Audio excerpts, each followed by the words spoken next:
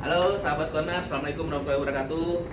Bertemu lagi dengan saya Yudi Pradityo di pojok di channel kebanggaan kita bersama, channel favorit kita bersama, yaitu Pojok Informasi Aparatur. Yeay. Oke sahabat Corner semuanya, melanjuti sesi kita sebelumnya terkait dengan tanya jawab terkait dengan materi atau tema pengadaan barang jasa. Kali ini saya coba buat lagi karena memang banyak pengalaman yang pernah bertanya ke saya, lalu ya udah biar teman-teman sahabat Corner semuanya lebih paham atau mungkin sekedar pembanding. Yang saya sampaikan sini belum tentu benar, tapi sekedar pembanding ya, kalau benar alhamdulillah, tapi kalau salah ya mohon maaf. Mohon koreksinya juga nanti di komen silahkan, dan juga boleh di komen tulis pertanyaannya yang teman-teman ingin tahu atau yang teman-teman dapati kendalanya seperti apa. Silakan komen di bawah sini, silakan. Lalu jangan lupa sebelum kita mulai, biasa klik tombol subscribe, like, comment, and share, biar Pojok Informasi Aparatur ini, channel kita yang tercinta dan terbangga ini, semakin berkembang dan semakin baik ke depannya. Oke.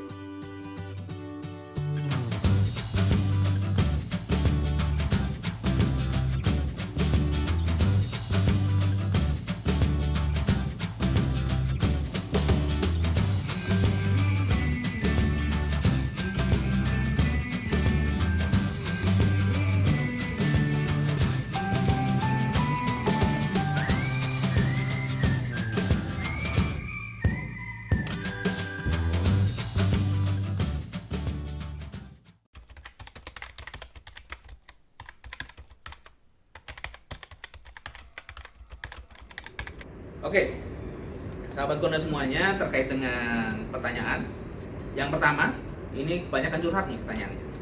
Yang pertama, saya bekerja di instansi atau unit kerja yang kecil yang jumlah pegawainya hanya 8 orang PNS. Kami mengelola anggaran sebesar kurang lebih 3 miliar. Wah, 8 orang mengelola 3 miliar, lumayan lah ya. Dan di dalamnya terdapat berbagai macam kegiatan yang mengharuskan adanya proses pengadaan barang jasa. Oke. Namun dari ke-8 orang tersebut tidak ada yang memiliki sertifikat ahli pengadaan. Oke, bagaimana solusinya? Nah, ini menarik. Kadang banyak sekali instansi atau unit kerja khususnya mungkin di UKPD ya, unit kerja perangkat daerah, itu yang lingkupnya lebih kecil, itu terbatasnya jumlah pegawai. Yang pertama, terbatas jumlah pegawai. Yang kedua, dari jumlah pegawai yang terbatas itu, terbatas juga yang punya sertifikat ahli pengadaan. Ini bukan hanya terjadi di tempat ini, tapi saya rasa hampir di seluruh unit kerja yang lingkupnya kecil dan tidak banyak pegawai, itu juga terbatas jumlah pegawai yang memiliki sertifikat ahli pengadaan. Solusinya gimana? Jadi yang menarik, di video sebelumnya saya sempat sampaikan tidak semua pelaku pengadaan itu wajib memiliki sertifikat pengadaan. Namun ada beberapa pelaku pengadaan yang wajib memiliki sertifikat ahli pengadaan. Contohnya siapa? PPK dan pejabat pengadaan itu wajib memiliki sertifikat ahli pengadaan. Atau Pokja pemilihan itu wajib memiliki sertifikat ahli pengadaan. Tapi kan kalau Pokja pemilihan itu adanya kalau di Pemprov DKI ada di BPBJ, Badan Pelayanan Pengadaan Barang Jasa, atau secara perpres ada di UKPBJ ya, unit kerja pengadaan barang jasa seperti itu. Nah, tapi kalau di SKPD UKPD itu ada PPK, lalu ada pejabat pengadaan. Nah, dua orang itu wajib memiliki sertifikat. Nah, kalau nggak punya gimana? Ya udah, kalau nggak punya bisa dikirimkan atau ke UKPD lain tetangganya, atau kalau saran saya larikan ke SKPD-nya. Kan UKPD bawahannya SKPD, larikan ke SKPD-nya, minta ke PA-nya, sampaikan, laporkan di kami tidak ada pejabat pengadaan. Lapor ke PA. PA siapa? Bukan kepala UKPD ya. Kalau PA itu kepala SKPD. Nanti kepala UKPD laporkan ke PA bahwa di unit kami tidak ada pegawai yang sanggup menjadi pejabat pengadaan atau PPK karena tidak memiliki sertifikat pengadaan. nanti PA-nya bisa menugaskan UKPD yang sampingnya atau pegawai yang ada di SKPD-nya seperti itu, untuk menjadi pejabat pengadaan atau PPK. Tapi biasanya nih, kalau untuk PPK biasanya itu dirangkap oleh siapa? Oleh kepala UKPD-nya. Jadi kepala UKPD merangkap nih, dia sebagai kepala UKPD atau sebagai KPA juga merangkap sebagai pejabat pembuat komitmen seperti itu. Nanti baru pejabat pengadaannya orang yang di dinas mungkin, atau di SKPD atau di unit kerja yang lain yang berdekatan, yang memungkinkan terjadinya proses pelaksanaan pengadaan barang jasa seperti itu. Oke, itu ya, mudah-mudahan jelas ya. Oke. Selanjutnya yang kedua, saya merupakan PNS. Wah, ini banyak PNS yang nanya nih. Saya merupakan PNS di salah satu instansi pemerintah yang di dalamnya terdapat pelaku-pelaku pengadaan. Oke, bagus. Namun dalam pelaksanaan tetap dilaksanakan oleh beberapa pelaku saja. Wah, bagaimana seharusnya? Nah ini, jadi pelaku pengadaan itu siapa saja sih?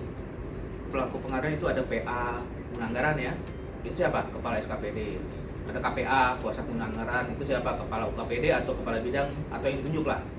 Lalu ada PPK, pejabat pembuat komitmen, ada pejabat pengadaan, ada pejabat memeriksa pekerjaan PPHP seperti itu. Ada juga pelaku usaha itu kalau di luar, ada juga agen pengadaan, itu jarang dilakukan pelaku pengadaan. Nah, sebetulnya hanya praktis hanya 5 pihak yang ada di setiap SKPD.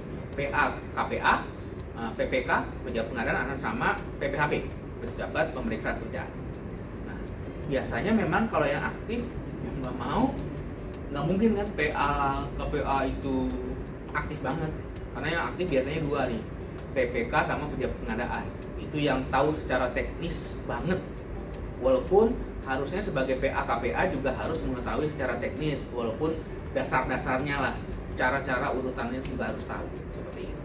Tapi memang biasanya yang aktif dan terlibat langsung dalam proses pengadaan 2, PPK dan pejabat pengadaan. Itu kalau di lingkup SKPD pengadaannya. Tapi kalau lingkup pengadaan udah melalui Pokja, berarti PPK dengan Pokja pemilihan seperti itu. Mungkin kalau PA KPA aktifnya nggak secara langsung teknis, tapi secara administrasi PA KPA juga aktif seperti itu. Dan ada beberapa pengadaan yang memang harus membutuhkan keaktifan dari PA KPA seperti itu.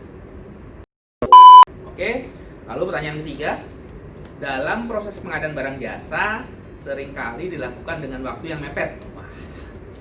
Bahkan sering pula tanggal mundur pada administrasinya. Bagaimana pandangan Bapak Ibu mengenai hal tersebut? Nah ini sering mepet. Kenapa sih bisa mepet? Mungkin lupa, bisa lupa, atau mungkin nggak tahu nih harus melakukan pengadaan atau enggak. Nah itu yang solusinya gimana? Kalau saya bilang solusinya harus cari tahu dulu. Kenapa bisa mepet? Lupa kah? Nggak tahu kah? Atau sengaja kah? Seperti itu. Cari tahu solusinya dulu. Bagaimana? Kenapa bisa lupa? Kalau kita udah tahu solusinya, kita perbaiki ke depannya. Misalkan lupa, ya udah berarti ada reminder, ada pengingat. Misalkan nggak tahu, ya kita kasih tahu harus seperti ini, A, B, C, D, E. Ya, seperti itu. Lalu misalkan kalau udah kejadian nih, udah mepet, solusi gimana? Ya mau nggak mau dilaksanakan. Boleh mundur nggak? Saya paling nggak mau ada administrasi mundur. Sebisa mungkin tidak ada administrasi mundur. Kenapa? Karena saya berpedoman kalau misalkan ada administrasi mundur, itu kita udah salah dari awal. Kita harus melakukan segala sesuatu dari awal yang baik secara administrasi seperti itu.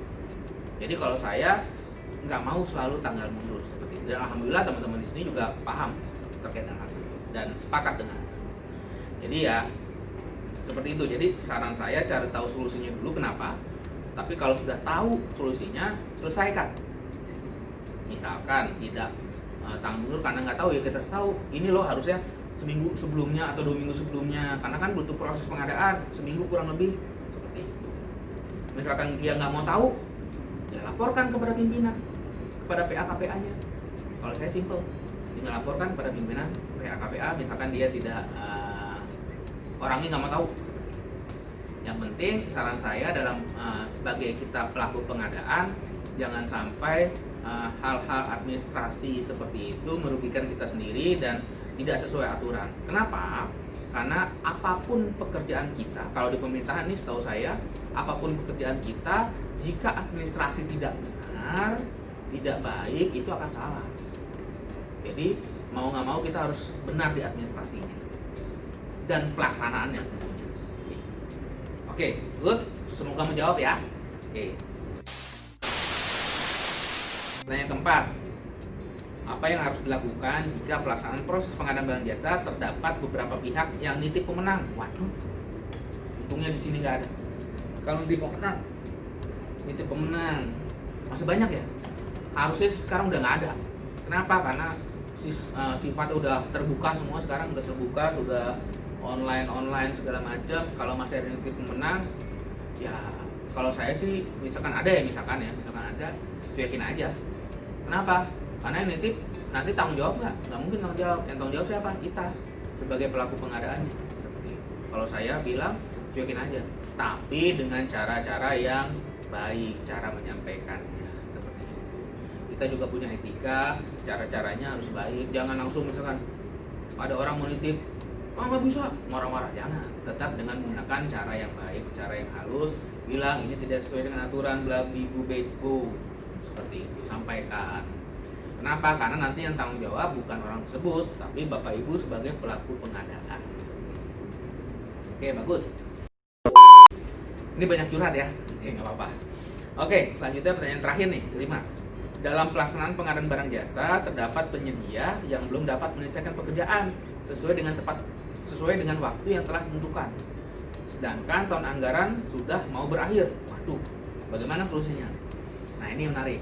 Jadi biasanya itu di akhir tahun ya, udah mau tutup buku, harus bayar APBN atau APBD mau di close, mau ditutup. Nah, ini sebetulnya ada di Perpres juga ada ketentuan, misalkan sudah mepet waktu dan belum terselesaikan, ada namanya kalau nggak salah surat perjanjian atau berita acara terkait dengan kesanggupan penyedia tersebut untuk menyelesaikan sisa pekerjaannya. Terus uangnya gimana? Uangnya kita bayarkan dulu tapi ditahan. Nanti nggak?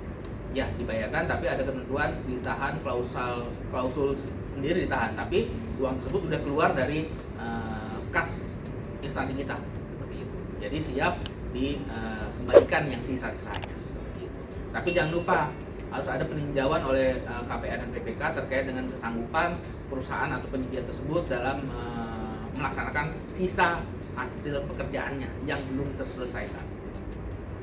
Nah, yang menarik nih terkait dengan ini, saran saya nanti ini tugas di Perpres ini yang berat tugasnya itu adalah pejabat pembuat komitmen.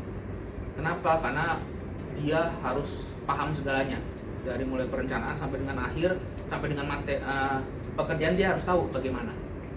Tapi menariknya PPK dapat menugaskan atau meminta tenaga ahli yang ahli di bidangnya. Misalkan nih, saya sebagai PPK, saya nggak ngerti masalah bangun gedung. Saya orang ekonomi, saya nggak ngerti bangun gedung. Yang ngerti siapa? Orang teknik sipil misalkan.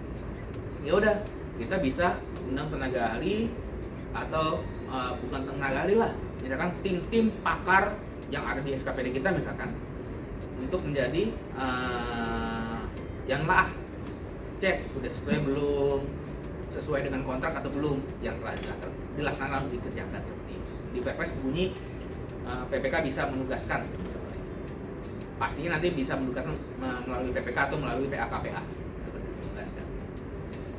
Baik, Bapak Ibu sekalian, 5 pertanyaan cukup untuk sesi kali ini. Semoga membantu, sekedar bukan pasti benar tapi sekedar pandangan saja dari saya.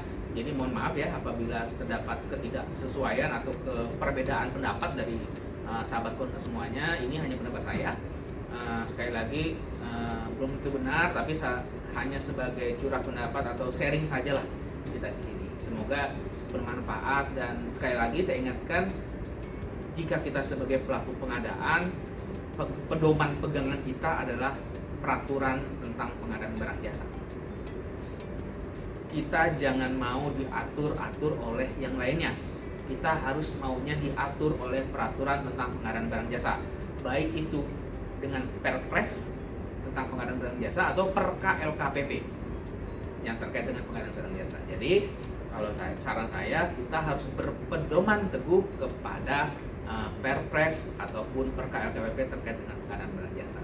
Jangan mau diatur-atur dengan yang lain. Kenapa? Karena nanti yang kena sendiri adalah kita. Seperti itu. Jadi dimulai dari kita, untuk kita, dan untuk Indonesia. Mulai dari kita agar Indonesia menjadi lebih baik lagi. Seperti itu. Mulai dari kecil, hal-hal kecil harus sesuai dengan aturan, harus sesuai dengan ketentuan. Kita tidak bisa merubah dunia, tapi kita bisa merubah apa yang kita kerjakan menjadi lebih baik lagi. Wah, puitis banget. Oke, sahabat konten semuanya, terima kasih. Sekali lagi saya mohon maaf apabila terdapat kesalahan atau terdapat kekurangan dalam penyampaian sesi tanya jawab ini. Sekali lagi bagi teman-teman sahabat konten semuanya yang mungkin ada beberapa pertanyaan, ada pertanyaan yang ingin sharing atau dengan teman-teman lain, atau mungkin tadi terdapat beberapa materi atau terdapat pertanyaan jawaban saya yang kurang pas, silahkan di komen di video ini, silahkan nanti kita bisa sharing. Jadi sifatnya di sini bukan tentu saya yang paling benar, bukan tentu saya paling pintar, paling tahu, bukan, tapi kita sharing saja. Kenapa? Karena insya Allah ilmu yang bermanfaat itu mengalir, pahalanya juga untuk kita, insya Allah. Seperti itu. Oke, sekali lagi terima kasih. Sekali lagi jangan lupa di subscribe, like, comment, share video ini. Semoga bermanfaat bagi kita semua. Oke, terima kasih sahabat konten semuanya. Saya akhiri, saya Yudi Pradityo. Assalamualaikum warahmatullahi wabarakatuh.